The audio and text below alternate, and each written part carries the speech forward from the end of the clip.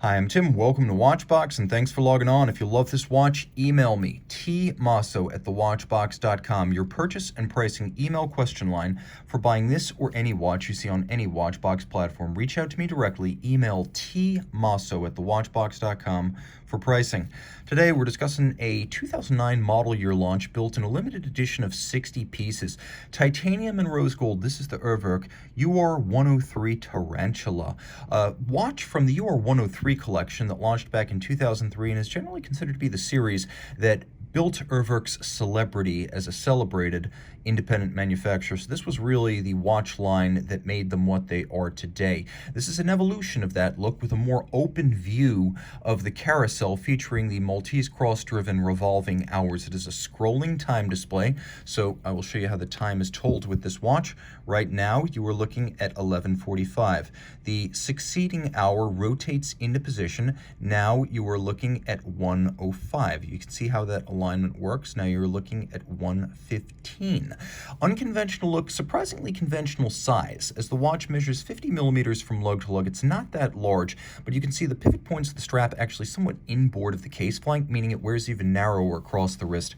It's 36 millimeters from side to side, and it's 14.2 millimeters thick.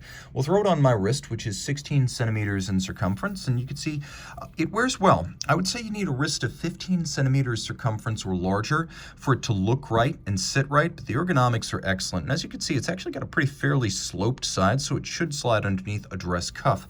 Taking a quick look at the strap, you can see Urwerk does not mess around. This is a very expensive, substantial, and clearly custom-built strap. You have medium rectangular scale alligator leather in a semi-gloss finish, black with a monotone stitch, a folded edge, and there is some bolstering to give it thickness and body. You can see it's held on alternately with spring bars and with screws and bars, and then we have a custom blackened titanium pin buckle, and you can see that the attention to detail is excellent with the pin polished and the buckle satinated for contrast. Martin Fry does the design at Urwerk, and Felix Baumgartner does the watchmaking. They have been the dynamic team behind the brand since its founding in 1997. Now you can see that the case has a little bit of a Art Deco modernist look to it. We have these strakes atop, we have a sort of layered side pod that breaks out from the case band. We have a little bit of organic imagery on the front with the curvature of the sapphire as well as of the case at the front. And the case is all in high polish, the only exception being the satination of the crown. It is a chunky and heavy case, but it wears with elegance and grace when it's actually on the wrist. On the reverse side, we can see a blackened titanium plate, and you can see that there's a limited series of 60 pieces. There's a lot going on here. First, you have a power reserve indicator. It's a manual wind movement, 43 hours of power reserve, and then you can actually see it says 43 right there, so you know what to expect. We have a minutes display and a seconds display for folks who don't quite get along with the scrolling display. And then we have something unusual in the world of horology at any level, which is a fine-tuning mechanism you can operate with a screwdriver.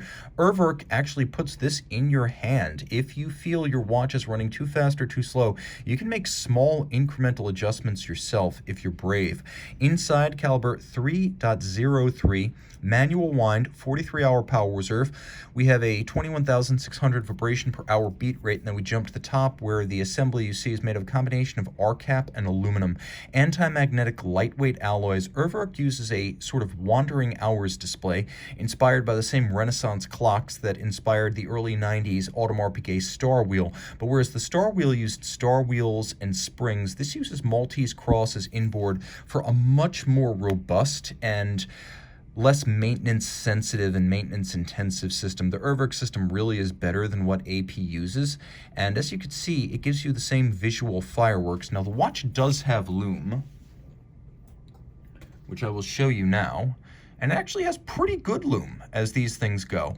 It's 30 meters water resistant, so while it is a sporty watch, it's not strictly speaking a swimmable sports watch, but it is a rarity and an iconic model from one of the great pioneering brands in independent horology today. Reach out to Team Mosso at thewatchbox.com for purchase and pricing details.